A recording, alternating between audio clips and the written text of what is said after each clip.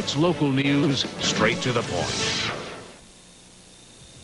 It is an age-old question. Should marijuana be legalized? There's some very strong arguments on both sides of this issue, and we'll take a look at both sides, listen to the arguments, and see if we can't come up with some sort of a consensus on marijuana. Straight Talk is next.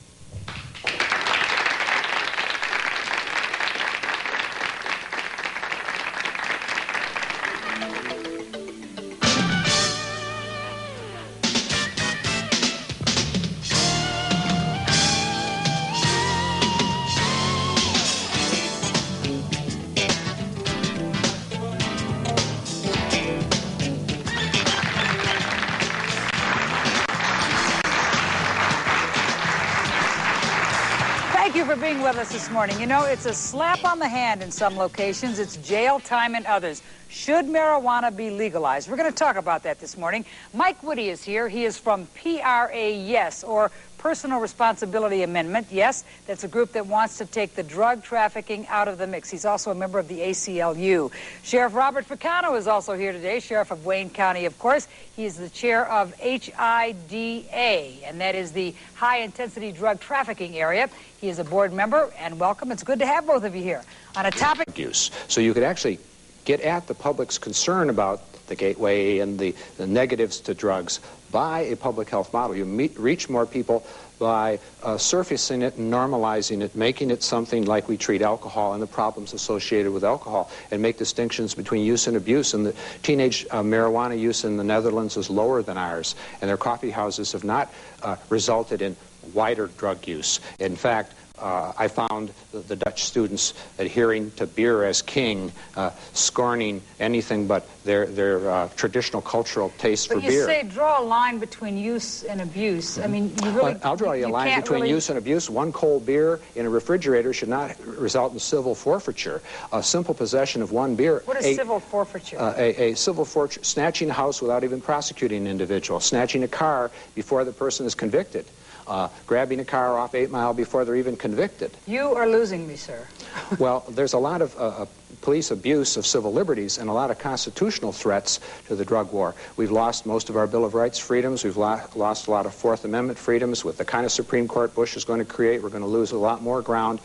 There's a lot of major police abuse, not to mention corruption, go into the forfeiture issue, go into all the issues of police brutality, the driving while black and profiling minorities, a war against youth, criminalizing a generation of youth, disproportionate incarceration of Hispanics and black Americans, all as a result of the drug war.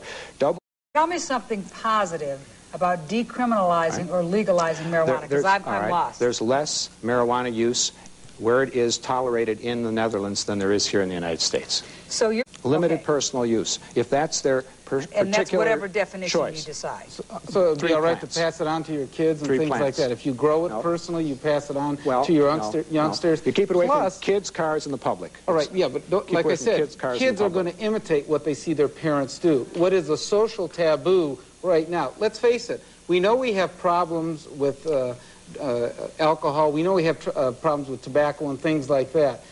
I can tell you, the police, when they make most domestic runs, there's usually been some type of substance abuse involved. Somebody's been drinking too much, or somebody's been using illegal drugs, and that has caused many times the confrontation that has happened. If you add legalizing marijuana, you're going to see those kind of costs, social costs, as well as domestic abuse go up. No statistical evidence in Europe indicates that tolerance produces increased usage of cannabis. Not so. And the people that are intimidated from using it are the least problematic members of the cohort. The people that become habituated and troubled by the drug are hardcore folks who need a public health approach. We need more mercy and compassion on this, and we need to put this in proportion. It's out of proportion.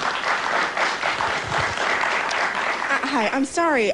Mike's approach is really kind of irritating because I work with youth and I treat drug prevention and abstinence with the Children's Center. And the kids I deal with, they're not from the Netherlands and they're not from Holland. These are kids from the city of Detroit dealing with real issues and real problems. And so as a result, you saying legalize this, it disturbs me because of the simple fact, if you're saying legalize this is not candy. There are effects that happen to these young people when they start using drugs at an early age. So that kind of disturbs me that it's like Holland. No, I'm talking about young people today who are seeing drugs and marijuana as something just to do because it's cool.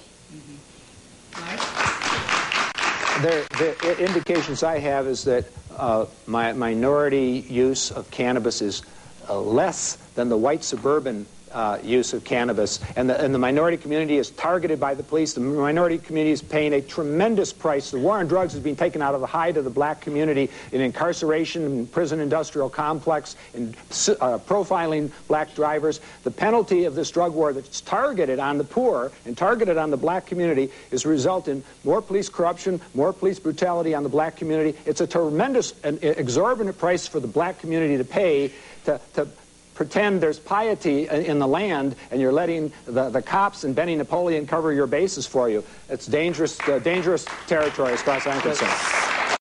We are focused here on whether marijuana should be legalized or not. I'll just give you an example. We've legalized gambling. Have we stopped illegal gambling? No, we haven't. It is plentiful and it's going as strong as it always has been, even with the casinos and everything else.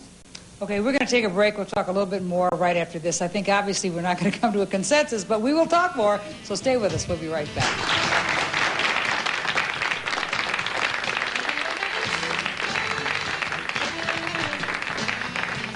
On the next Stray Talk, our experts will discuss custody battles from the man's point of view. To be a part of our studio audience when we tape Wednesday at 4:30, call 248-355-7089.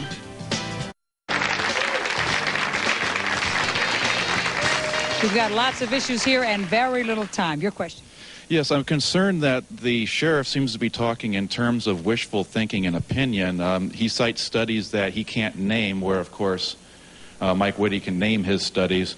I want to address the concern of the woman who spoke in the last segment, and that is when you take the stigma away from drugs, it doesn't become a matter of youthful rebellion to use drugs. And that's why in Holland, people I've talked to from Holland, they don't see it as an exciting, glamorous thing to do. They just see it as another option.